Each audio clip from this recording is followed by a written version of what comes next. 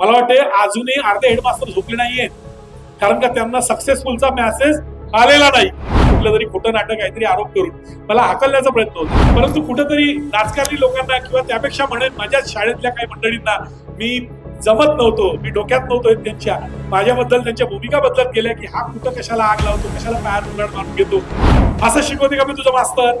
हा कोणत्या शाळेत जाते, काय तुझ्या शाळेचं नाव, कोणत्या तुझ्या वर्ग तुझी? तेव्हा माझ्या लक्षात आलं की आपल्यापेक्षा जास्त प्रॉब्लेम शहरामध्ये, शहरांच्या शाळांमध्ये, शहराच्या पालकांमध्ये. तेव्हा मला कधी कधी असं वाटतं की एक वेळचा तो न शिकलेला बाप परवडला, त्याला काहीच येत नाही, तो समजून तरी घेतो, ऐकून तरी घेतो, पण हा नाही परवडला. सुशिक्षित असून विचारानं अशिक्षित असलेला माणूस परवडला नाही. मी तर असं म्हणतो की आपल्या सर्व या शिक्षकांच्या जगामध्ये सर्वात श्रेष्ठ कोण असेल ना, तर ती अंगणवाडी शिकवणारी बाई आहे. कारण घंटी माणसाला सांगते गुरुजीला जा तुझी वेळ झाली, त्याच्या पहिलेच पुरा दप्तर वगैरे कुठले खेळत असतील घंटी वाजली की पडतात, आणि जेव्हा पडायला लागले तर समजून जायचं आपली शाळा खराब, आणि जेव्हा टंगळमंगळ करत जायला लागले तर समजायचं आपल्या शाळेत जाऊ. शिक्षक होता माझा, मला वाईट वाटलं त्याला शिक्षक म्हणाला, तो इतकी दारू प्यायचा की अक्षरशः शाळेत सुद्धा दारू घेऊन जायचा, कधी कधी तर कपड्यावरच लग्न करून टाकायचा, चटईवरच झोपून जायचा वर्गामध्ये पोरांच्या मागे जाऊन. बऱ्याच तक्रारी झाल्या त्याच्या पत्नीने. 12 वर्ष झाला तू त्या गावात का? व्हिडिओ सुरू करण्या अगोदर आमच्या @पोस्ट मराठीला लाईक करा, शेअर करा आणि सबस्क्राईब करायला विसरू नका. कधी कधी काय होतं, आपण जेव्हा एखादी गोष्ट चांगलं करतो ना, तर ते चांगलेपणाचं कौतुक करणारे फार कमी असतात, टीका करणारे बरेच असतात.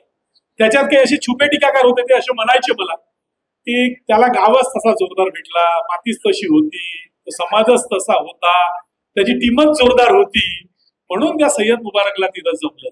या सर्वांच्या मला चूक करण्यासाठी मात्र बदलीनं एखादा दुसरा गाव निवडण्याशिवाय दुसरा पर्याय नव्हता. आणि म्हणून मग मी एक मोहाडी तालुक्यातलं एक पारडी म्हणून एक छोटंसं गाव घेतलं. आणि मी सुरुवातीला सांगतो की खराशीला बनवायला मला 3-3.5 वर्ष मेहनत करावी लागली, बराच काही कष्ट घ्यावे लागले. पण पारडीला गेल्यावर मात्र मला उशीर लागला नाही. 3 महिन्यात शाळा उभा राहिली. मी गेलो तेव्हा 30 पट संख्येची शाळा, एका वर्षामध्ये 117 पट आहे तिथलं. पण जागाच नाही, 30 पट संख्येची शाळा म्हणून 2 खोल्या, तेवढ्याच्यावर समाधान मानणारा गाव. पण आता एक मोहाडी सारख्या मोठ्या तालुक्यातले लोक तिथून कॉन्व्हेंट्स बंद पडून ऍडमिशन घ्यायला लागले. मग वेळेवर कुठेतरी एक पडलेलं बाजूला एक व्यायामशाळा होती, तिला सुधरवलं, तिला दुरुस्त केलं, तिचं रुपडं बदललं, तिथे एक वर्ग उघडलं. एक बाजूला एका जणाचा वर घर होता, तो तिथं राहत नव्हता, त्यानं तो घर दिला. असं करून आम्ही पोरांना बसवण्याची व्यवस्था केली आणि आज 117 पोरं भरून ऍडमिशन क्लोजचा बोर्ड मागच्याच वर्षी लावला. म्हणजे जिल्हा परिषदच्या खराशी शाळेत मी जो दरवर्षी बोर्ड लावायचो, तो गेल्याबरोबर एका वर्षात त्या गावात लागू शकतो. याच्यावरून मी माझ्या बांधवांना सांगू इच्छितो की केल्याने होत आहे रे आधी केलेची पाहिजे. आणि कसं असतं, ही आपली जबाबदारी आहे ना, रिस्पॉन्सिबिलिटी आहे. कारण आपल्याकडून बऱ्याच काही अपेक्षा आहेत. चांगलं झालं तर आपलं कौतुक, नाही झालं तरी चालेल, पण चुकलं तर मात्र आपल्यावर मोठ्या प्रमाणात दोष होतात. याची तरी सर्वांनी म्हणजे चिंता करायला पाहिजे, तो विषय मनात घेतला पाहिजे. होतं कसं, ग्रामीण भाग, आता नवीन राष्ट्रीय शैक्षणिक धोरण आलं, याच्यात बऱ्याच अपेक्षा. मी मगाशी माननीय केंद्रीय मंत्री नितीनजी गडकरी यांचं भाषण ऐकलं. त्यांनी NAP वर कमी बोलले, परंतु आजच्या कंडिशन्सवर, आजच्या शिक्षकांचा जबाबदारी आहे. आजच्या गावामध्ये त्यांनी शिकवत असताना किंवा कुठल्याही शाळेत शहरांचे असो, शिकवत असताना कुठल्या गोष्टींना हाताशी धरावं, पोराला फक्त सुशिक्षित न बनवता त्याला माणूस बनवावं, ही त्यांच्या भाषणातली भूमिका होती. आणि ती मला फार पटली. कारण माझ्या शिक्षण पद्धतीचा सर्वात मोठा म्हणजे माझं ध्येय आहे की तो शिकून खूप हुशार बनण्यापेक्षा तो आधी माणूस बनावा विद्यार्थी. आणि त्याच्यासाठी जे काही माझ्याकडे कल्पकता आहे, ज्या काही माझ्या ऍक्टिव्हिटीज आहेत, त्या ऍक्टिव्हिटीचा वापर करून मी त्यांना त्या दिशेकडे नेतो. आणि त्या दिशेकडे नेत असताना सर्वात प्रथम मी सुरुवात माझ्यापासून करतो. बरेचदा कसं होतं, आपण एखादं शिक्षणामध्ये, शाळेमध्ये काही परिवर्तन करण्याचं काम केलं किंवा काही एखादा उपक्रम सुरू करण्याचा विषय आपल्या मनात आला, तर ते तुम्ही पाहिलं असेल की तो विषय मांडल्याबरोबर त्याला सकारात्मक, त्याला मत देणारे फार कमी असतात, नकारात्मकता थोपवणारे जास्त असतात. ही मात्र बाब सिकडेकडे चारही बाजूला पसरलेली आहे, मान्य करा. आणि एखाद्या शाळेत समजा 10 शिक्षक असतील आणि त्याच्यापैकी एखादा ऍक्टिव्ह असेल, तो काही सांगत असेल, तर त्याला सपोर्ट करणारे मला वाटतं 10 पैकी 2 निघतील. पण 8 मात्र त्याला टीका करून सांगतील, अरे राहू दे ना, तुझ्या आधी आम्ही करून पाहिलं, असं झालं त्याचं, तसं झालं त्याचं, याच्यात वेळ मानवतील किंवा अशा शब्दांना त्या चांगल्या उद्देशाला मागं टाकण्याचा प्रयत्न करतील. ही भावना निर्माण झालेली. मी बरेचदा सांगतो, खराशीला मी तक्रारीनं गेलेला गुरुजी आहे. म्हणजे ज्याच्या जुन्या शाळेत मी नवीन नोकरीला लागलो होतो, तिथं 13 वर्ष काढली, त्या गावात खूप मेहनत केली. परंतु कुठेतरी राजकारणी लोकांना किंवा त्यापेक्षा म्हणेन माझ्या शाळेतल्या काही मंडळींना मी जमत नव्हतो, मी डोक्यात नव्हतो त्यांच्या, माझ्याबद्दल त्यांच्या भूमिका बदलत गेल्या की हा कुठं कशाला आग लावतो, कशाला पायावर कुऱ्हाड मारून घेतो आणि याचे त्रास आपल्यालाही भोगायला लागतील, म्हणून ते अक्षरशः माझ्या पाठीशी लागले असायचे. आणि त्याच्यामुळे कुठंतरी पॉलिटिक्सला राजकीयला पकडून मला त्यांनी सक्षम हाकललं तिथून मला त्या गावात. आणि मी कंप्लेंटवर गेलेला आणि तो आजही ऑर्डर माझ्या फाईलला सर्वात वर लावून ठेवलेला आहे, जो तक्रारीच्या आधारावर प्रशासकीय बदली आपली करण्यात येत आहे आणि आपल्याला खराशी इथं पाठवलं जात आहे. तो जो पत्र होता ना, तो आजही माझ्यासाठी प्रेरणादायी. म्हणजे म्हणण्याचा अर्थ असा की एवढं सर्व चांगलं करून तक्रारीचं बेसिक काही नव्हतं, फार चुकीचं होतं. कुठलं तरी खोटं नाटक काहीतरी आरोप करून मला हाकलण्याचा प्रयत्न होता. कारण तरुण होतो, त्यावेळेस रक्त थसळत होतं, काही जबाबदाऱ्या नव्हत्या. आई वडील बरोबर सुखी होते. माझे वडील जिल्हा परिषदला सिनियर क्लर्क होते, त्याच्यामुळे मला काही असं चिंता नव्हती करायची. मी पुष्कळ काही करण्याच्या त्या तयारीत होतो, परंतु ती मानसिकता मात्र घेणाऱ्यांची नव्हती. म्हणून कधी कधी असं होतं, आपण देणारा किती परिपक्व असलो जोपर्यंत घेणाऱ्याचे हात असे नसतात ना, तोपर्यंत आपण त्याला देऊच शकत नाही. आणि तोच एक प्रॉब्लेम आहे. मग हा घेणारे निर्माण करायच्यासाठी आपल्याला मात्र जास्त मेहनत करावी लागेल. आणि विशेष करून या क्षेत्रामध्ये, शिक्षणाच्या क्षेत्रामध्ये आज कंडिशन इतकी वाईट झाली आहे शिक्षणाची की नवनवीन प्रयोग या शिक्षण क्षेत्रामध्ये होत आहेत. कामापेक्षा अशैक्षणिक कामावरचा बोजा आपल्या डोक्यावर पडत आहे, त्याच्यावर कितीतरी ओरड होत आहे, पण त्याच्याकडून कोणीही लक्ष घालत नाही. काल परवा त्या शाळांची टॅगिंग करण्यात आली. मला वाटते अजूनही अर्धे हेडमास्टर झोपले नाहीयेत, कारण का त्यांना सक्सेसफुलचा मेसेज आलेला नाही. ही सर्वात मोठं टेन्शन वाली गोष्ट आहे. आता हे काम कोण करावे? ऍक्च्युअली शासनाच्या एखाद्या विशेष अशा एखाद्या कॅडरनं करायला पाहिजे. त्यांनी एक वेगळी म्हणजे टीम त्याच्यासाठी तयार करायला पाहिजे. पण त्याला झुकलं कोणाला? शिक्षकांना आणि त्या हेडमास्टरांना. हे काही याच्यात संपलेलं नाहीये. म्हणजे मला बरेच लोक खराशीला आल्यावर विचारायचे की सर, तुम्ही एवढे पोरांना घडवलं, एवढी चांगली तुमची टीम आहे, एवढे चांगले पोरं तुमचे कौशल्य गुणवत्ता दिसत आहेत, मग तुम्हाला हे बाकीची कामं नसतात का? तर त्यावेळेस मी म्हणायचो नाही रे बाबा, मी त्या बाकीच्या कामाचा तेवढा लोड घेत नाही. माझा प्रमुख उद्देश आहे त्याच्या मागे लागतो आणि या कामांना करण्यासाठी आम्ही एक एक्स्ट्रा वेळ शनिवारच्या दिवशी देतो, असं कसं करून त्यावेळेस मी मोठ्या याच्यानं बोलायचो. पण आता मात्र जे शिक्षक मला तसे प्रश्न विचारायचे ना, ते बरोबर होते. त्याचं उत्तर आता हळूहळू लक्षात येत आहे. कारण प्रयोग करायच्यासाठी अनेक क्षेत्र आहेत. हो, मला वाटते अजूनही अर्धे हेडमास्टर झोपले नाहीयेत, कारण का त्यांना सक्सेसफुलचा मेसेज आलेला नाही. तो द्या ना, त्याला बनवू द्या ना, परंतु ते होत नाही ना. खऱ्या अर्थानं आज पाहायला गेलं, जगामध्ये एक जपान नावाचा देश आहे. बरेच जण आपण वाचतो त्याच्याबद्दल. म्हणजे शिक्षण क्षेत्रात क्रांतीनं पुढे आलेला तो देश आहे. 1943-44च्या दरम्यान हिरोशिमा नागासाकीवर बॉम्ब पाडल्यामुळे नंतर तो देश जगाच्या पाठीवरून नष्ट झाला, अशी धारणा झाली होती संपूर्ण जगाची. आणि त्याच्यानंतर 4 वर्षांना आपला भारत देश स्वतंत्र झाला 1947. दोघही देशांनी सारखी प्रगती करण्यासाठी स्वतःला झोकून टाकलं, दोन्ही देशांनी. पण आज जर वळून पाहिलं तर 50 पटीनं तो जपान देश आपल्या पुढे आहे. शैक्षणिक क्रांतीमुळेच त्याचं एक सर्वात मोठं एक कारण आहे आणि आपण कुठेतरी मागे राहिलो. हा एक फार मोठा उदाहरण जगाच्या पाठीवर. मग त्याचे कारण कोणते? मी पाहिलंय, जपानचे काही लोक आले होते माझी शाळा पाहायला खराशीला, तेव्हा त्यांना एकच म्हटलं की तुमचं जादू काय? त्यांनी सांगितलं आमच्यामध्ये एकाग्रता आहे. मला म्हणायचं आहे, आपण एकट्यामुळे शिक्षणाची क्रांती करता येत नाही, एकटा शिक्षक जबाबदार राहत नाही. पण खऱ्या अर्थानं समजा एखादा मुलगा समाजामध्ये वाईट वागतो, समाजामध्ये कुठली घाण शिवी देतो, ऐकणारा काय म्हणतो, असं शिकवते का मी तुझं मास्तर? हा, कोणत्या शाळेत जाते, काय तुझ्या शाळेचं नाव, कोणत्या तुझ्या वर्ग गुरुजी, असंच बोलतो ना. पण कधीच कोणताही शिक्षक शाळेमध्ये शिवी शिकवत नाही, घाण कार्य करायला शिकवत नाही, वाईट वागायला शिकवत नाही. पण खापर मात्र समाज या खुर्चीवरच पडतो. आणि एखाद्या पोराचं चांगलं कौतुकाचं काम असेल तेव्हा मात्र कोणाचा मुलगा होय अशा पद्धतीने समाजात बोललं जातं. त्यावेळेस गुरुजी मात्र आठवत नाही. आणि असा हा गुरुजी, अशा या गुरुजीला जर काही वेगळं करायचं असेल तर मी एक सांगतो, आपल्या कर्तव्याशी प्रामाणिक राहा. सर्वात प्रथम आपल्या डोळ्यापुढे तो टार्गेट ठेवा, आपल्या डोळ्यापुढे ते कौशल्य ठेवा. आता तुम्हाला विश्वास बसणार नाही, मी ज्या खराशीला गेलो, खराशीवरून ज्या पार्टी गावाला जॉईन झालो, अशी अवस्था बिकट होती की ती मला वाटते भंडारा जिल्ह्यातली सर्वात, जशी खराशी सर्वात सुंदर शाळा, ती सर्वात बेकार शाळा होती. आता कशी, त्याचं उदाहरण देतो. उन्हाळ्याच्या सुट्ट्यांमध्ये त्या बदल्या झाल्या. आम्हाला 30 मे पर्यंत जाईट व्हायचं होतं. मी बरोबर 30ला गेलो, कारण खराशीवाले मला सोडत नव्हते. त्यांनी हाडामासाचा जोर लावला कुठपर्यंत तरी, पुण्यापर्यंत जाऊ असं करून नानाभाऊ पटोलेंना पकडलं. काहीही झालं तरी चालेल, त्याची बदली होऊ देत नाही, असे प्रयत्न केले. मी म्हटलं करा तुम्हाला जी वाटते, पण मी काही नाही करणार. कारण मला असं वाटायला नको की मलाच खूप इथं लोभ आहे, इथंच राहिलो पाहिजे. नाही, माझ्या मनात ते आलं होतं, आता तर कुठेतरी जायचं, दुसऱ्या जागी जायचं आणि समाजाला शिक्षकांना दाखवून द्यायचं की आपण जर मेहनत केली तर कुठेही आपण नाग उगवू शकतो, कुठेही चांगलं सुंदर शाळा तयार करू शकतो. हा माझा उद्देश होता. पण मी बोलू शकत नव्हतो, कारण 15 वर्ष त्यांनी मला प्रेम दिलं होतं, म्हणून ते बोलू शकत नव्हतो. पण मी गेलो आणि गेल्यानंतर जेव्हा जॉईन व्हायला गेलो, 30 मेचा तो दिवस आठवते. तिथं 2 मॅडम होत्या, त्याच्यापैकी एक रिटायरमेंटला होती, म्हणजे मी जॉईन झाल्यावर 3 महिन्यात त्या रिटायर झाल्या. तर त्या प्रिन्सिपल होत्या, हेडमास्टर होत्या. आणि शाळा पाहिली तर मला असं वाटलं कोंडवाडा तरी बरा. आणि जेव्हा ऑफिसमध्ये गेलो एकच खुर्ची सर. आता ते खराशीचा हेडमास्टर म्हणून त्या हेडमास्टर उठल्या आणि म्हणे तुम्ही बसा. म्हटलं मॅडम तुम्ही हेडमास्टर तुम्ही जॉईन करता, तुम्ही बसा. एकच खुर्ची बसायची आमची 2-5 मिनिटांपर्यंत कोण बसेल हे ठरवण्यासाठी झाली.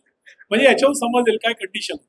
पण आज एका वर्षात जर बदल पाहायला आले तर प्रत्येक वर्गाला स्मार्ट बोर्ड आहे, प्रत्येक वर्गामध्ये डिजिटल लायब्ररीचे 5-5 कॉम्प्युटर्स आहेत, नेट कनेक्शन एका वर्षाचा पूर्ण पॅक मारून दिलेलं आहे तिथं त्यांनी सेवर लावून, आणि पाण्याची सुद्धा थंड करण्याची व्यवस्था केलेली आहे. प्रत्येक वर्गातल्या 10 पोरांना आल्टी पाल्टी न देता येईल असे टॅब्स तिथं दिलेले आहेत. हे सर्व कुठून झालं? कोणीच दिलं नाही. पालकांनी मात्र पुढाकार घेऊन चला एक माणूस आला आपल्या गावात, तो आपल्या पोरांना शिक्षणाबरोबर संस्कार देण्याचं काम करतोय, त्याच्या पाठीशी उभं राहावं. आणि त्यांना मी पटवलं. त्या गावात गेल्याबरोबर पूर्ण पालकांची गावाची सभा लावली, समाजाची सभा लावली, राजकारण्यांची सभा लावली आणि त्यांना सांगितलं मी इथं फक्त माणसं देव बनवायला आलो आणि या देव बनण्याच्या स्पर्धामध्ये माझ्या पाठीशी उभे राहा. तुम्हाला खरंच तुमच्या या पोरांच्या रूपातून तुम्हाला खरंच देव दिसतील. तेव्हा त्यांनी माझ्यावर विश्वास केला, अख्ख्या गावानं विश्वास केला, पाठीशी उभी राहिले, कलेक्शन्स केलं. तिथं म्हणजे आता एखादं म्हातारी मरू द्या तर 13वीचा कार्यक्रम करतात, पूजापाठ करतात, पण जेवणाचा कार्यक्रम नाही करत. जेवढे पैसे जेवणाला लागतात तेवढे शाळेला आणून देतात. अशी लोक तिथं निर्माण. मला तेच म्हणायचंय, हा ध्येय कसं तयार होईल? हा ध्येय करण्यासाठी मग चमकला कोण, गेला कोण, पुढे राहिला कोण? गुरुजीच राहिला ना. म्हणून शिक्षकांना वाटतं समाज माझ्या पाठीशी आला पाहिजे. तो सहजासहजी येत नाही, कारण पारंपरिक जे विचार आहेत शिक्षणाचे त्या विचाराचा तो भोगताय. त्याला माहिती आहे माझा बाप आज कसा शिकला तसाच मी जायचो आणि यायचो. आणि आई वडिलांना आजही वाटते ग्रामीण भागांमध्ये, विशेषतः सांगतो. अरे तसं पाहायला गेलं तर मी ग्रामीण भागाचा शिक्षक, 30 वर्ष माझ्या नोकरीचे तिथंच गेले, मी बराचसा अभ्यास तिथला झालाय. पण जेव्हा जेव्हा मी बाहेर फिरतोय जगामध्ये शिक्षणाच्या क्षेत्रात, तेव्हा माझ्या लक्षात आलं की आपल्यापेक्षा जास्त प्रॉब्लेम शहरामध्ये, शहरांच्या शाळांमध्ये, शहराच्या पालकांमध्ये. तेव्हा मला कधी कधी असं वाटतं की एक वेळचा तो न शिकलेला बाप हा परवडला, त्याला काहीच येत नाही, तो समजून तरी घेतो, ऐकून तरी घेतो, पण हा नाही परवडला. सुशिक्षित असून विचारानं अशिक्षित असलेला माणूस परवडला नाही. त्याचे फार मोठे प्रॉब्लेम शहरी शाळांमध्ये व्हायला लागले आहेत आणि त्याचे दुष्परिणाम दिसायला लागले. आता त्या खराशीला ज्या पालकांमध्ये जी चळवळ होती त्या चळवळीचा फायदा बघा त्यांचं कसं झालं. 52 पोरं नवोदयाला लागले 10 वर्षात. किती? 52 पोरं, 52 स्टुडंट. म्हणजे आम्ही जर त्या पाचगावच्या भंडारा जिल्ह्याच्या नवोदय शाळेत आम्ही जर खराशीचा एकही मुलगी चालला गेला तर देव आला म्हणून अशी पूर्ण वर्गातले असे पाखरासारखी पोरं धावत देतात त्या नवोदयाच्या प्रत्येक वर्गातून. आमचं गुरु आले, आमची गुरु आले. त्याच्यापेक्षा मोठा सौभाग्य कोणतं आहे? आणि त्या 52 पोरांपैकी जे सिनियर बॅच होती त्या 3 बॅच आधी चालल्या गेल्या, त्यांनी 12वी केली, त्यातूनच तिथले 12 पोरं MBBS करत आहेत खराशीच्या. किती? 12. मग बघा ना रिझल्ट आपल्या स्कूल कसा होतं एका प्राथमिक शाळेचं. का? त्याचं कारण सांगतो. आम्ही तर 5वी पर्यंत शिकवलो हो, पण 5वी पर्यंत घडवत असताना त्या बालमनावर जे संस्काराच्या रूपानं आम्ही त्यांना जे विचार दिले ते विचार त्यांच्या पुढच्या शिक्षणात कामात आले. एक ध्येय आम्ही त्यांना त्या वयात दिला, तो ध्येय त्यांच्या पुढे कामात आला आणि ते कधीही भरकटले नाही. मग कशी परिस्थिती असो, कुठलाही प्रॉब्लेम असो, ते कधीही भरकटले नाही. आणि म्हणून या शिक्षणाच्या या प्रवाहाची सुरुवात करणारे आपण जे विशेषतः प्राथमिक शिक्षक असतात ना त्यांच्याकडून मी जास्त अपेक्षा करतो. मी तर असं म्हणतो की आपल्या सर्व या शिक्षकांच्या जगामध्ये सर्वात श्रेष्ठ कोण असेल ना तर ती अंगणवाडी शिकवणारी बाई आहे खऱ्या अर्थानं. पण दुर्दैव बघा, मी बघा जपानचं उदाहरण दिलं. जपानच्या अंगणवाड्यामध्ये शिकवणारा जो शिक्षक किंवा ती मॅडम असते ती सायकोलॉजीमध्ये PhD असते, पण तिचा पेमेंट मला वाटतं सिनियर कॉलेजच्या लेक्चरर पेक्षा तिचं जास्त असते. आमच्या देशातल्या अंगणवाडीची ती बाई फक्त मला वाटतं 3-4 महिने अंगणवाडीत राहत असेल, बाकी 20 दिवस तर ते मोर्चे आंदोलनातच राहते. पगार वाढवा, मानधन वाढवा. आणि त्याही पलीकडे ज्या 6 महिने ती अंगणवाडीत राहते तिथं तिला काय करावं लागतं? शिकवणं नाही, त्या पोरांना घडवणं नाही, त्यांना संस्काराच्या गोष्टी, शास्त्रीय गोष्टी सांगणं नाही. मग गावातल्या गरोदर बाया किती, मग ते कोणते पोरं, ते कोणते काय, ते म्हणजे अक्षरशः नाही का एकदम न खाणारे कुपोषित पोरं किती, मग अमुक किती, तमुक किती. ह्याच भानगडीमध्ये ती बिचारी काम करते. अशा या देशाच्या विद्यार्थ्यांची बालपणाची शिक्षणाची सुरुवात करत तर पुढच्या शिक्षणावर काय बोलावं? पण एक मात्र लक्षात ठेव, हे कितीही बिकट असलं तरी मग आपण मात्र त्याच्यात. आता मी त्या गावात गेलो, आज 2 अंगणवाडी आहेत त्या. माझ्या गावची तर अंगणवाडी तुम्हाला कल्पनाच आहे. म्हणजे तुम्ही आलेल्या अभ्यासकांना आमची मोठं पोरं खुश करत नव्हती, आमची चिमुकलेच खुश करत होती अंगणवाडीची. त्यांचाच पोटेन्शियल एवढा जोरात होता, तेवढीच डेअरिंग एवढी होती की त्या पोरांना कुठलाही प्रश्न विचारा, पटपट मराठीत आणि सुंदर इंग्लिशचं उत्तर देऊन ते तयारी करायचं. ती अंगणवाडी एकदम मला लागून होती. इथं गेलो 2 अंगणवाडी दूर होते आणि दूरही असून त्यांचं दुर्लक्ष होता, शाळेकडे काही घेणं देणं नाही. तिथं जाऊन पाहिलं म्हणलं येणारी बॅच कशी आहे बघू द्या, काही नाही त्यांचं घेणं. मग म्हटलं त्यांना समजवलं. तसं आता नवीन शैक्षणिक धोरणामध्ये त्या वयाच्या पोरांना आपल्या मांडीवर देत आहेत शिक्षकांच्या. स्पेशली नवीन शैक्षणिक धोरणामध्ये 3 ते 4 वर्षापासून आपल्याकडे त्या शिक्षणाच्या प्रवाहात त्यांना आता आणत आहेत आणि ते प्रक्रिया पुढच्या वर्षीपासून सुरू होत आहे. म्हणजे ते आवश्यकही होतं, कारण खऱ्या अर्थानं 6 वर्षापर्यंत त्या बालमनावर जर संस्कार होत नसतील, बालमनावर जर शिक्षकाची व्याप्ती होत नसेल, होतं कसं माहितीये का, पोरग 6 वर्षाचे होईपर्यंत मायबाप एकच गोष्ट करतात, शाळेबद्दल प्रेम नाही सांगत, पुढची भीती सांगतात. हा मस्ती करते का, थांब लटकवतो तुला ऍडच्या यायला. मग तो पोरगा सांगा अशा भाषेचं जर त्याच्या कानावर वक्तव्य पडतील की थांब तुला लटकवतो, मास्तरला झोडायला लावतो, तर तो पोरगा काय समजतो म्हणा, मास्तर म्हणजे काय, झोडणारा प्राणी, मारणारा प्राणी, अशीच भूमिका त्या पोरांवर या वयात होती. पण खऱ्या अर्थानं शिक्षणाची आवड त्याच बालमनात लावली जाते आणि म्हणून त्या अंगणवाड्याचं सक्षमीकरण करणं गरजेचं आहे. शासन मात्र त्याच्यामध्ये असफल आहे. पण ज्या गावात आम्ही काम करतो त्या गावातल्या आपण शिक्षकांनी त्याच्याकडे जर लक्ष दिलं होतं, मी लक्ष दिलं, दोन्ही अंगणवाड्याकडे लक्ष दिलं, पण मला एक लक्षात आलं की ते करत नाही, मी कशाला करू, ते करत नाही, असं त्यांचं दुजाभाव होतं. मग मी काय केलं, तिच्या अंगणवाडीत जायचं आणि त्या बाईचं कौतुक करायचं, बघा तिनं 6 पोरं कसे बनवले, हा बघा तिचे पोरं मस्त छान वाचतात, मी पुस्तकात दिल्या ना मला पूर्ण 10 पोरांनी, मागच्या वेळी 2च पोरं होते, आता 6 पोरं वाचायला लागले तिचे. तिला तिच्यामुळे ते ईर्ष्या मोठी मी आहे ना, ते अशा पद्धती नाही, तिला जोर आहे, असं का सर पुढच्या वेळेस या बरं माझ्या शाळेत, बघा तिचे 6 मी 12 पोरांना पुढे करतो. असा फायदा घेऊन मी दोन्ही अंगणवाडीतून येणारे जे भरती पात्र 30 मुलं आहेत त्या मुलांची क्वालिटी अंगणवाडीतच डेव्हलप करून टाकली. म्हणजे पहिलीत आले की सरळ दुसरीचा अभ्यास घ्यायचा, एक पाऊल जगाच्या पुढे राहायचं. मग कोण कौतुक नाही करणार तुमचं. पण हे करत असताना एक ध्येय मनात लक्षात ठेव, उपक्रमांची रेलचेल आपण जेव्हा करतो तेव्हा ते नेहमीच चालले पाहिजे. सरांचं एक कौतुक करतो, सरांच्या शाळेत पण मी गेलेलो, खूप वर्ष झालेत मला वाटते, त्यांनी मला बोलवलं होतं त्या गावात आणि बराच पूर्ण महाराष्ट्र फिरलेलो आहे मी. बऱ्याचशा कानाकोपऱ्यात खेड्यापाड्यात जाण्याचा मी माझा मानस असतो आणि मी पोहोचतो दूर आजही बघा, आज माझ्या नातेवाईकाची लग्न आहे, बायकोनं सकाळीच तयारी केली, मी बसनं इकडे आलो, म्हटलं कार घेऊन एक ड्रायव्हर देतो तू जा. तिच्या मनातल्या शिव्या खाल्ल्या, तोंडात नाही दिल्या तिनं, मनात जरूर दिले असतील, परंतु त्या खाऊने मी तिला शिव्या खाऊनही मी इकडे येण्याचं मागचं कारण बोलतं की चला बा, मी इथं गेल्यावर 4 गोष्टी इथं चर्चा होती माझी त्या विषयावर. मी खरंच विषय की शिक्षक विद्यार्थी व पालक परस्पर संबंध हे चेन आहे ना, हे चेन फार मजबूत असायला पाहिजे. आणि मी माझ्या क्षेत्राचा हिरो का ठरलो, हे जे चेन आहे ना माझी मजबूत झाली. म्हणजे एक शाळेतले शिक्षक, आता मी पालकांवरच बोलत आहे, मग मी शिक्षकांवर बोलतो, तो तर सर्वात मोठा प्रॉब्लेम आहे ना. म्हणून म्हणतात 2 शिक्षकी परवडली नाही बाबा, मोठी वरिष्ठ प्राथमिक शाळा नाही परवडली, कारण एक से एक ब्रिलियंट हुशार लोक असतात, त्यांचं कधीच जुळत नाही. मी पाहिलं सर, बदलीने एखादा कुठची जातो ना त्या शाळेत, मोठ्या शाळेत, तो गेल्यावर तो एकच काम करतो, तो त्या शाळेतला कौतुक नाही करत, तो आपल्या जुन्या शाळेचाच वर्षभर कौतुक करत राहते. आमच्या शाळेत असं होतं, आमच्या शाळेत, अबे इथं करणं नालाय का, इथं सुरू कर ना, इथं तुला प्लॅटफॉर्म नाही, इथं असं होतं, इथं असंच आहे, तिथं असं होतं, अशाच याच्यात त्याचं आयुष्य जातं आणि वरून कुठला काही एखादा करण्याचा प्रयत्न करतो, त्याच्यामध्ये मात्र अशी दुरावस्था येते की करणाराही मागे राहून जाते. म्हणजे माझा जी सुरुवात झाली, मला जे अनुभव आले, मला ज्या तक्रारीनं मला बदलीनं जावं लागलं, त्यावेळेस खऱ्या अर्थानं मी संपला पाहिजे होता. पण मी एक सांगतो माझ्या मित्रांनो, बांधवांनो, भगिनींनो, जेवढ्या अडचणी येतील ना तेव्हा समजायचं की आपण ऑन द वे, आपण मार्गावर आहोत, आपण काहीतरी बदलाव करत आहोत, आपण काहीतरी चेंज करत आहोत. आणि चेंज करत असताना बरेच जण आपल्याला पागल म्हणतात, वेडा म्हणतात, तर वेडे माणसंच जगाला बदल करतात, हे लक्षात घ्या, वाक्य विसरू नका. जे वेडे होतात ना तेच बदल करतात. आणि म्हणून तेव्हा त्या गोष्टीकडे दुर्लक्ष करून त्या ज्या तक्रारीचा पत्र आहे त्याला फ्रेम मध्ये लावून त्याला पाहून मी माझं काम करण्याची जी सुरुवात केली, त्याचं फळ असं मिळालं की आज अनेकांच्या जीवनामध्ये त्या शाळेच्या रूपातून जे निर्माण झाले ते म्हणा, किंवा ज्या गावात जाऊन ज्या शाळा मी अडॉप्ट केल्या, जवळपासच्या महाराष्ट्रातल्या जवळपास 200-300 शाळा मी अडॉप्ट केल्या आहेत, अलिबाग पर्यंत बॉर्डर ऑफ महाराष्ट्र पश्चिमेच्या एकदम टार्गेटला जाऊन तिथल्या काही शाळांना मी दत्तक घेतलंय. दत्तक घेऊन एकच काम करायचं, तिथं जायचं, पालकांना, गावातल्या लोकांना, पुरांना, शिक्षकांना गोळा करून त्यांच्याशी संवाद साधायचा, त्यांच्यामध्ये जिद्द निर्माण करायची, त्यांच्यामध्ये प्रेरणा. आणि हीच महत्वाची औषध आहे, हीच मनोचा टॉनिक आहे की काही करण्यासाठी जिद्द निर्माण करणे. जबाबदाऱ्या कुणावर नाहीये, तुमच्यावर, माझ्यावर, सर्वांवर जबाबदारी आहे. पण त्या जबाबदाऱ्यांपेक्षा मोठी जबाबदारी आहे आपलं कर्म, आपलं कर्तव्य, ज्या माध्यमातून आपण आपल्या सर्व जबाबदाऱ्या पूर्ण करू शकतो. आर्थिक सक्षमता आमच्यामध्ये येते, तो माध्यमात जर माझा कर्म असेल तर त्याला मी न्याय दिलाच पाहिजे. आणि जो शिक्षक न्याय देतो ना तो खराखरच अजरामर होतो, त्याचे पुतळे नाही बनत, इथं राहतो मात्र. म्हणजे म्हातारा होईपर्यंत तुमचा विद्यार्थी तुमची एक ना एक दिवस आठवण काढत राहतो. ते गुरुजी होते, काढलं ना गेटकरी साहेबांनी, मला वाटतं ते त्या शाळेत असताना कोण मारलं होतं, कोण केलं होतं, आजही नाव लक्षात त्यांच्या. तर ही जी प्रतिमाची छाप बसते ना एका शिक्षकाची बसते, आई वडिलांपेक्षा तो मोठा आई वडील असते. कदाचित आई वडील जन्म देणारे आई वडील असतील, पण आपण जीवन देणारे असतो. मग या जीवन देणाऱ्या आई वडिलांची व्याप्ती किती असायला पाहिजे, तो किती मोठा हृदयाचा असला पाहिजे, त्याचे विचार कसे प्रगल्भ असायला पाहिजे, या सर्व गोष्टी महत्वाच्या आहेत. पोरांमध्ये नवचैतन्य निर्माण करायचे तर त्यांना आजच्या जगाशी जोडून ठेवा. अशा गोष्टींची त्यांच्यामध्ये चालना देत राहा. म्हणजे कदाचित काल परवा सुनीता विल्यम रिटर्न आली अंतराळ यानातून एका प्रयोगशाळेतून, तर ते आल्यानंतर आम्ही 7 दिवस सुनीता विल्यम्स वीक म्हणून साजरा केला शाळेमध्ये. आणि त्याच्यात तुम्हाला लक्षात सांगतो, अशा गोष्टी पोरांनी शोधून काढल्या. त्यांना मी फक्त मटेरियल दिलं, त्यांना व्हिडिओज दाखवले स्मार्ट बोर्डवर, अमुक तमुक असं तसं.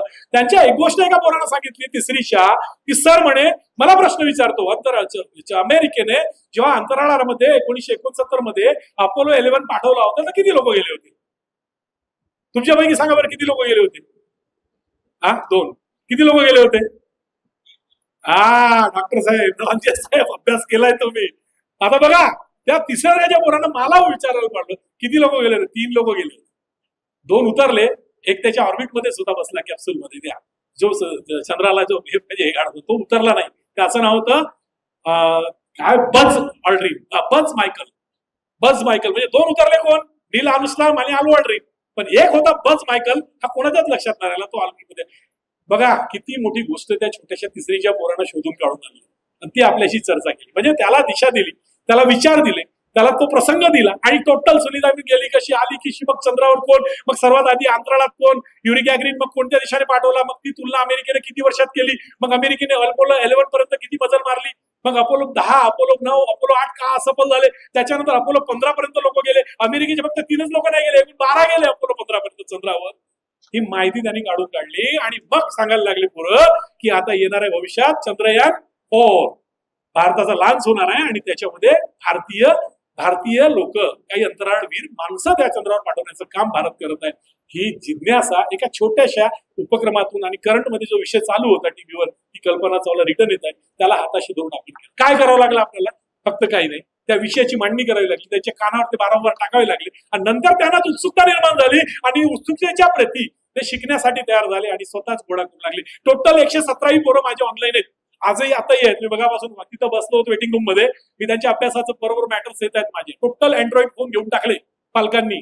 आहे तर शेतकरी शेतमजूर, 7,000चा मोबाईल घ्यायचा तर कसं करायचं, तर 3,000 ते आणि 1,000 रुपये आमच्या ग्रामपंचायतीनं दिलं आणि 2,000 रुपये पोरांच्या खाऊच्या बँकेतून आम्ही त्यांना काढून दिलं. एकाच वर्षात माझ्या पोरांच्या खाऊच्या बँकेत 4,22,000 रुपये गोळा झाले. त्याचे कॅशियर मॅनेजर ते पोर आहेत, त्याच्यातून काय काय चालवतो मी. हसत खेळतचे ते वर्गणीदार आहेत. एक मासिक येते किशोर, त्याचे वर्गणीदार बनवले. एक इंग्लिशचे जनरल नॉलेज प्लस व्याकरण ची एक पुस्तक येते, त्याचे वर्गणीदार आहेत. दर महिन्याला एक पुस्तक येते आणि विशेष करून स्वस्त पेपर येते भंडारा पत्रिका आमच्या जिल्ह्यात. ते प्रत्येक पोरांचे 117 पोरांच्या घरी सकाळी तो पेपर वाटणारा देऊन जातो आणि तो पेपर वाचून येऊन कुठली तरी एक बातमी कोड करून ती पोरं त्या दिवशी सकाळी असेंब्लीमध्ये चर्चा करतात आणि त्याच्यावर आम्हाला त्यांना डिस्कस करून सांगावं लागते, हे कसं, ते कसं, ते कसं घडलं, काय भानगड आहे याच्यात, काही मोठं काय काम आहे का, मोठी काही मेहनत आहे का. पण मला एक म्हणायचं, आम्ही शिक्षक म्हणून जेव्हा वर्गात पाऊल ठेवतो ना, तर पोरांना अशी वाट पाहिली पाहिजे चापकासारीची, माझा गुरुजी येणार आहे, माझा गुरुजी येणार. मग अशी मॅडमनं म्हटलं संचलन करताना की ज्या पोरांना सुट्टी असली तर पहिल्या दिवशी त्यांना टेन्शन येऊन जातं, कशाला उद्या सुट्टी आहे. अशी पोरं ज्या दिवशी तयार होतील ना, त्या दिवशी खऱ्या अर्थानं आम्ही देव तयार करू, माणसं तयार करू. ते झाले पाहिजेत, त्या दिशेनं पोरं गेले पाहिजेत. म्हणून कष्ट करावं लागतील, मेहनत करावी लागेल. शाळेसाठी काहीतरी माझं देणं आहे, मनात ठेवून आम्ही शाळेत झालं पाहिजे. मी एक नोकरी करतो म्हणून सकाळी 10ला सही मारली आणि 5ला घरी जाण्याची घाई केली, शक्य होणार नाही. मग 6 वाजत 7 वाजत माझी घड्याळ विरहित शाळा असते, आपली घंटी विरहित शाळा असते. कारण घंटी माणसाला सांगते गुरुजीला, जा तुझी वेळ झाली, निघ. त्याच्या पहिलेच पोरं दप्तर वगैरे घेऊन कुठले खेळत असतील, घंटी वाजली की पडतात. आणि जेव्हा पळायला लागले तर समजून जायचं आपली शाळा खराब आहे. आणि जेव्हा टंगळमंगळ करत जायला लागले तर समजायचं आपल्या शाळेत दम आहे. शाळा चांगली ओळखण्याचं चांगला सूत्र देतो तुम्हाला. जर टंगळमंगळ करत पोरं जातात मागे मागे ओळख शाळेला समजून जायचं दिस इज द बॅड स्कूल. कारण शाळेला सोडून जाताना मन मानत नाही. आणि समजा पळायला लागले ना असे वंदे मातरम इंद्रे मातरम काही म्हणायचं चालले पडत, तर समजून जायचं आपल्या शाळेमध्ये प्रॉब्लेम्स आहेत. आपल्या कुठेतरी आपलेच प्रॉब्लेम आम्ही शोधायला पाहिजे, कल्पना आपल्यातूनच निर्माण करायला पाहिजे आणि सुरुवात आपणच करायला पाहिजे. मी वाक्यावर बराचसा ट्रेस देतो, कोणावर डिपेंड राहू नका, कोणावर अवलंबून राहू नका. मला जर वर्गाची शाळेची स्वच्छता करायची आहे दुसऱ्याकडून, स्वतः फळा हातात धरा, 1 तास फक्त झाडा, दुसऱ्यांदा तुमच्या हातात फळा राहणार नाही, तो फळा समाजाच्या हातात जातो. आज त्या गावातले प्रत्येक पालक त्या शाळेमध्ये आपला सायंकाळचा वेळ घालवतात.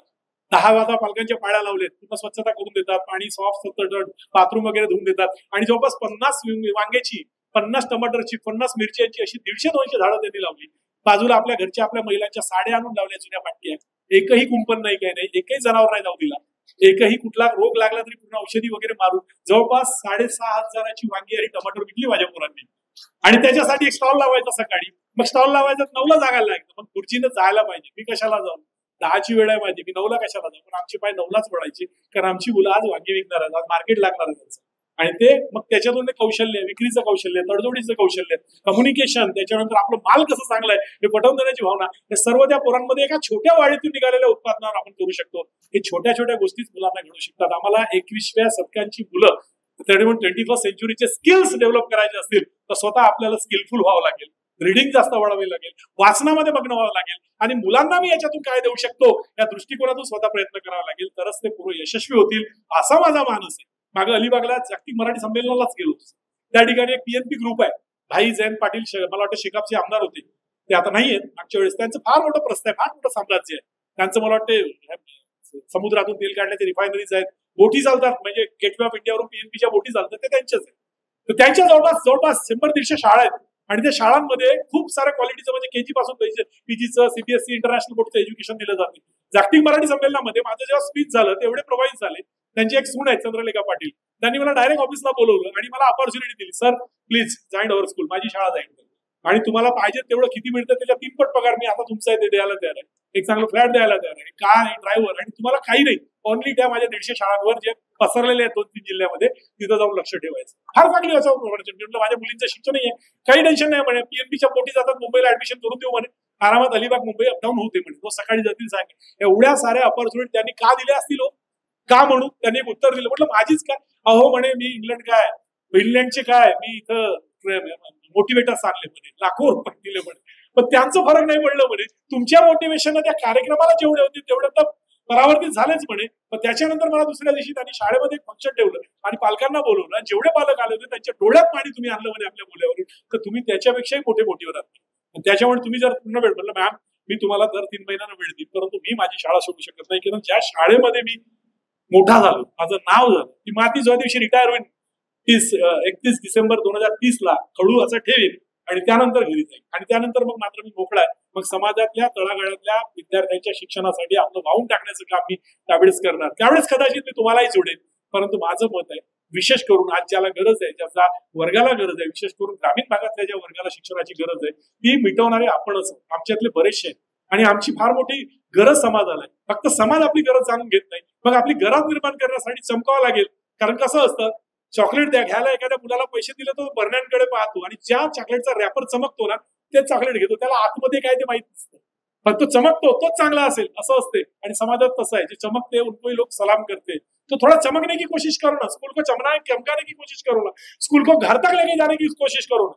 माझं एक सूत्र आहे अर्धा बोलताना, की शाळा घरात न्या आणि घर शाळेत. काय म्हटलं मी, छोटासाच वाक्य आहे, शाळा घरात न्या आणि घराला शाळेत आणा. मग शाळा कशी नाही चमकेल तुमची, फक्त त्या मनी लिहिण्यासाठी आहे का, की शाळा हे समाजाचं मंदिर आहे, मग त्याला मंदिर बनवा ना. आणि आज खऱ्या अर्थानं समाजाला मी ती दिशा दिली आहे, की खरे मंदिर आता हे विद्यार्थी शिकतात त्यालाच म्हणायचं, कारण तिथे एक नाही हजारो देव शिकतात. त्यांना देव आणि माणूस बनवायचा असेल तर त्या मंदिरांकडे लक्ष द्या. पण ते एक दुर्दैव आहे, मंदिर मस्जिद याच्याकडे जास्त वाटा जात आहे, आणि खऱ्या अर्थानं जो शाळा जिथं फारच देव करणारे भविष्यातली देव त्यांच्याकडे पाहायला म्हणून दुर्लक्ष होत आहे. म्हणून ते बाबासाहेबांचं मला जुनं एक वाक्य आठवतं, की समाजाचा लढा पाहिजे, फुलाफलांचा मळा पाहिजे, एक वेळचं मंदिर मस्जिद नसतील गावात तरी चालेल, पण सुंदर अशी आदर्श शाळा पाहिजे. थोडं सुंदर वाक्य होतं. आणि अशी शाळा जर निर्माण करायची असेल तर निर्माता इथं बसलेला आहे माझ्या डोळ्यापुढे. त्या निर्मात्याकडून माझी खूप अपेक्षा आहे की आपण मेहनत करा, प्रयत्न करा, यशस्वी व्हाल. जरूर सुरुवातीला त्रास होतील, आणि मी मगाशीच म्हटलं, जो करतो त्यालाच त्रास होतात, जो काही करत त्याला त्रास होते. आणि सर जो काही करत नाही तो खुशी आहे, म्हणजे चांगला खुश आहे, तो माहित नाही ही कशी कशी परंपरा आली माहित नाही. म्हणजे 80%पैकी 100%पैकी 20% करतात ना ते त्रासामध्ये, 80% मात्र हिरो आहेत. अरे बापरे, हा कसा कसा बदल आहे मला माहित नाही, त्याला कोणीच वाईट म्हणत नाही. मी एक उदाहरण माझ्या जिल्ह्याचा देतो. एक शिक्षक होता माझा, मला वाईट वाटतं त्याला शिक्षक म्हणायला, तो इतकी दारू प्यायचा की अक्षरशः शाळेत सुद्धा दारू घेऊन जायचा. कधी कधी तर कपड्यावरच लग्न करून टाकायचा, चटईवरच झोपून जायचा वर्गामध्ये पोरांच्या मागे जाऊन. बऱ्याच तक्रारी झाल्या त्याच्या पत्नीने. 12 वर्ष राहिला तो त्या गावात. का तो जवळपास बारचा जो उधारी होती दारूची, तो 24 ते 25 हजार रुपये दर महिन्याला उधारी द्यायचा. मग तुम्ही म्हणाल एवढी दारू हा एकटा प्यायचा? नाही, तो एकटा पेत नव्हता, त्याच्यासोबत गावातले तो 10 जणांना दारू पाजायचा. मग जेव्हा जेव्हा बदलीचा विषय यायचा ना, तर ते सर्वात पहिले आडवे यायची. कोण? ज्याला तो दारू पाजायचा. वे हमारे मास्तर को कोई हात लगाएगा नाही, कोण वाटत जाईल? हा ना, लक्षात घ्या. आणि म्हणून अशा या सर्व परिस्थितीमध्ये वाईटाचा साथ देणारे बहुतांश आहेत, चांगल्याच्या वाटेशी कोणी येत नसतात. पण एक लक्षात घ्या, तुम्ही जर चालायला सुरुवात कराल, तुम्ही जर वागायला सुरुवात कराल, तुम्ही जेव्हा करायला सुरुवात कराल, हळूहळू का होईना तुमच्या साथ लोक येतील. मैं अकेला चलता गया, लोक जुडते गए और कारवा बनता गया, असं सूत्र बनेल. आणि मला सूचना आली, बराच काही माझं बोलणं कमी नसतं, मी जवळपास 2-3 तास बोलतो, कारण विषय तसा मोठा गंभीर आहे आणि मोठा आहे. माझा प्रवासही खूप लांब आहे. पण या प्रवासाचे काही पाईक पण इथं बसलेले आहेत, काही चांगले चांगले शिक्षक, पकडे सर म्हणून म्हणा किंवा इतर बरेचसे वेद प्रतिष्ठानात जोडलेले काही चांगले शिक्षक आहेत, त्यांच्या शाळापर्यंत मी गेलो. सर आपले कर्तव्य करते, दुनिया सलाम करे या ना करे, लेकिन एक ध्यान में रखा, खुद के दिल में खुद को सलाम करने का जज्बा जिस दिन पैदा हो जाएगा, हमने बहुत कुछ कमा लिया और उस दिशा में जाके काम करो. इसलिए एक तो गालिब का शेर है कि मंजिलें तो मिल ही जाएंगी भटक कर ही सही, मंजिलें तो मिल ही जाएंगी भटक कर ही सही, गुमराह तो वो होते जो घर से निकलते नहीं. Thank you. जय हिंद, जय भारत.